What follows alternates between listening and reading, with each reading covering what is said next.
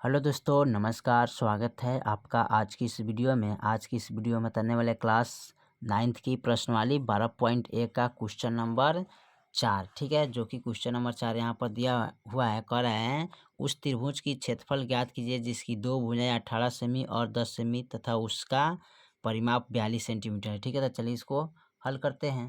चलिए, तो यहाँ पर मैंने क्वेश्चन नंबर 4 नोट कर लिया, ठीक है। यहाँ पर भी त्रिभुज हमने बना लिया, ठीक है। तो यहाँ पर कराया त्रिभुज का ए बराबर 18 सेंटीमीटर, त्रिभुज का बी बराबर 10 सेंटीमीटर, त्रिभुज का सी बराबर वाट, यानी कि त्रिभुज का सी बराबर हमें निकालना है। तो यहाँ पर त्रिभुज का परिमाप बराबर कितना है, 42 सेंटीमीटर, ठीक है। तो चलिए इसको हम सी का मान निकाल लेते हैं। तो लिखेंगे परिमाप बराबर, ठीक है। तो यहाँ पर लिखिएगा 18 + 10, दोनों को जोड़ेंगे तो कितना आ जाएगा, 28 सेंटीमीटर। और यहाँ पर परिमाप कितना है, यानी कि परिमाप बराबर 42 है और माइनस कितना लिखेंगे यहाँ पर 28, ठीक है। घटाइएगा तो कितना बचेगा, 14 सेंटीमीटर, ठीक है। तो यहाँ पर सी का मान कितना आ जाएगा, 14, यहाँ भी रखेंगे 14, ठीक है। अब त्रिभुज का तीनों भुजा का मान आ गया, ठीक है। अब क्या करेंगे, त्रिभुज का अर्ध परिमाप बराबर निकाल लेते हैं, ठीक है। तो यहाँ पर लिखेंगे त्रिभुज का अर्ध परिमाप बराबर होता है क्या है, एस बराबर ए प्लस बी प्लस सी बटा 2, ठीक है। तो यहाँ पर क्या करेंगे, एस बराबर निकालेंगे तो ए के मान है 18 सेंटीमीटर, बी के मान है 10 सेंटीमीटर, सी के मान आ गया 14 बटा में 2। अब जोड़ेंगे तो 10, 20, 30, 8 4 12, 40 2 42, यानी कि 42 बटा 2। अब इसको कटाइएगा तो 21 दूना 42, यानी कि एस बराबर कितना आ गया, 21 सेंटीमीटर, ठीक है।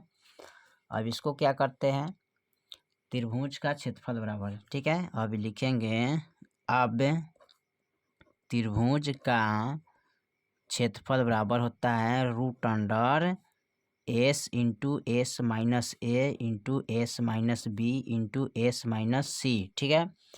अब यहाँ पर लिख लेते हैं। अब एस के मान कितना है, 21, तो 21 रखेंगे इंटू एस का मान 21 और ए के मान कितना 18, तो 18 रखेंगे। फिर एस के मान 21 रखेंगे, बी के मान 10, ठीक है।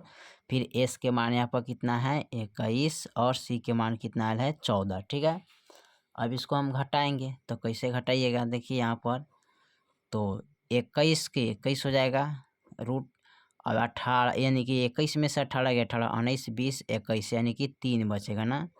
अब यहाँ पर देखिए 21 में से 10 गया तो यहाँ पर बचेगा कितना, 11, ठीक है। अगर घटाइएगा यानी कि एक में से गया 1, यानी कि 11 बचेगा, ठीक है।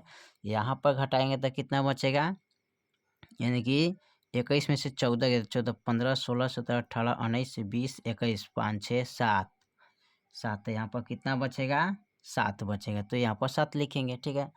अब इसका क्या करते हैं, गुणाखंड कर लेते हैं। तो चलिए गुणाखंड करते हैं। तो कैसे गुणाखंड करेंगे, 21 का गुणाखंड करिएगा तो 3 सत्ते 21 गुने 3 गुनी 11 गुने 7, ठीक है।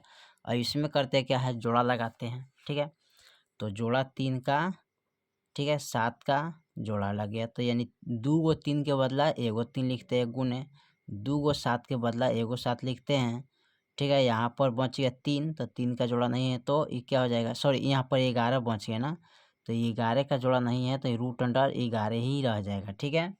अब यहाँ पर क्या करते हैं, इसको गुना करते हैं, 7 3 21 और √अंडर 11 सेंटीमीटर स्क्वायर, जो कि यही आपका आंसर हो जाएगा, ठीक है। चलिए तो फिर मिलते हैं अगले वीडियो में, तब तक के लिए जय हिंद जय भारत।